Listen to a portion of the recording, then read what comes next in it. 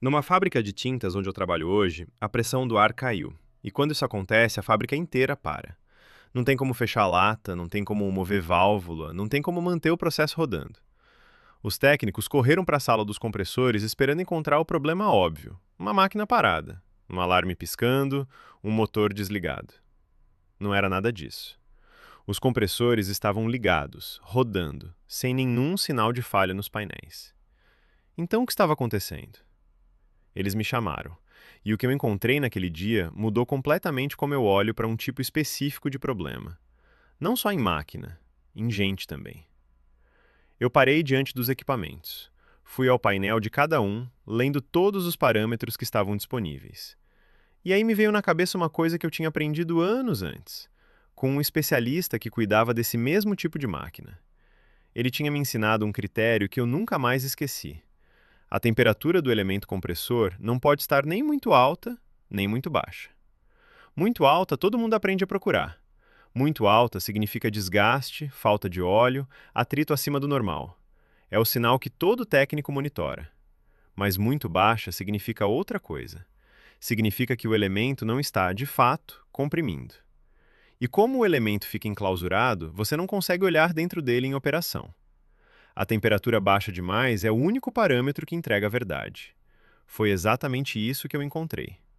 Um deles estava com a temperatura abaixo do esperado. Painel sem alarme, motor girando, equipamento rodando. Mas ele não estava comprimindo. Desligamos, abrimos e ali estava. As engrenagens de tração do elemento estavam todas com os dentes quebrados. Não havia mais engrenamento entre o motor e o elemento. O motor girava em vazio, sem transmitir força. Há quem sabe quanto tempo.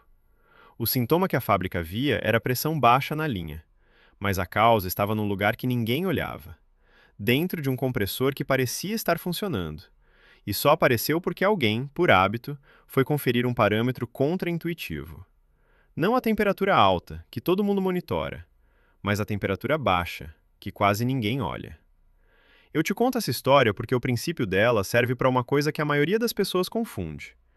Tem coisas que parecem iguais por fora e vêm de causas opostas. E quando você confunde as duas, trata o problema errado. Por anos. Sono ruim é assim. Quase ninguém te ensina isso, mas existem dois tipos completamente diferentes de noite ruim, e eles estão te avisando coisas opostas. O primeiro tipo é a noite que não começa. Você deita na cama e a cabeça liga. Pensamento atrás de pensamento. Coisa que você fez, coisa que vai fazer, conversa que teve, conversa que precisa ter. O corpo cansado, mas a mente no maior pico de atividade do dia. Esse é um sistema que não consegue desligar. Em manutenção, isso seria um equipamento que não entra em stand-by, que está sempre operando em algum nível de carga, mesmo quando deveria estar em repouso.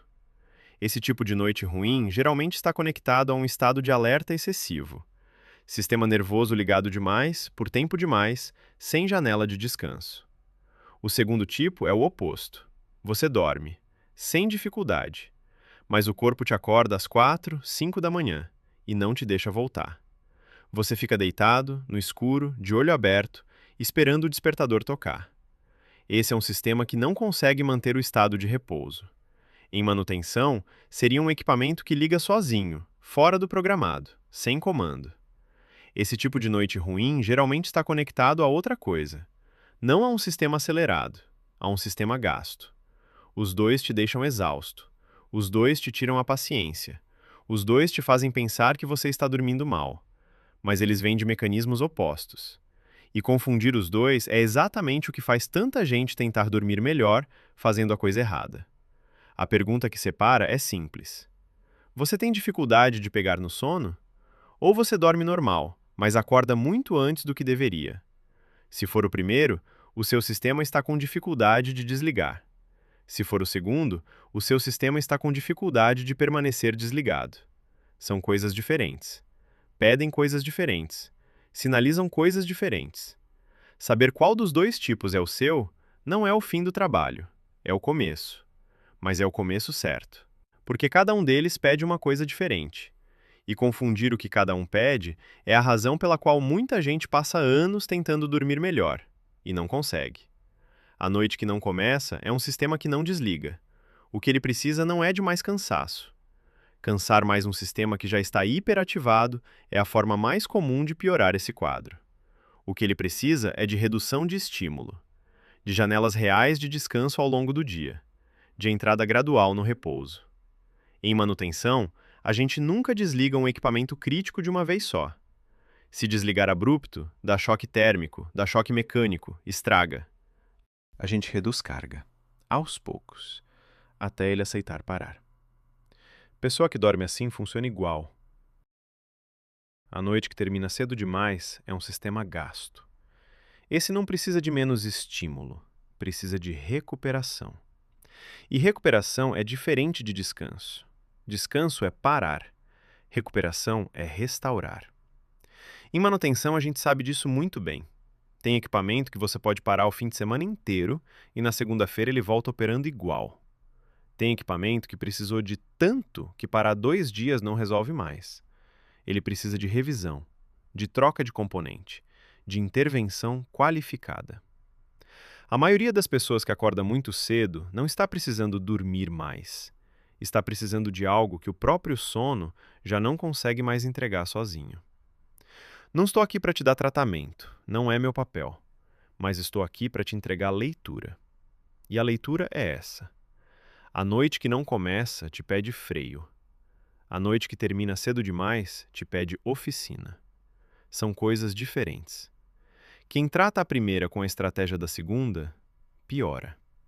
Quem trata a segunda com a estratégia da primeira, adia o inevitável. Por isso é que importa saber qual é o seu. Isso é o tipo de leitura que eu trabalhei ao longo de uma vida inteira em manutenção. E é exatamente o método que eu apliquei em mim mesmo quando comecei a perceber que algo estava operando fora do projeto original. Foi sobre isso que eu escrevi meu primeiro livro, Quando Algo Quebra. E é a base de um próximo livro que está saindo esse ano, Quando a Mente Quebra, onde eu pego exatamente esse jeito de olhar e aplico ao que acontece dentro da gente. Se esse vídeo fez sentido para você, então se inscreve no canal para não perder os próximos vídeos. E também curte e compartilha para ajudar ele a chegar a muito mais pessoas. Na próxima quarta, 7 da noite, eu volto com mais uma ferramenta. Te espero lá.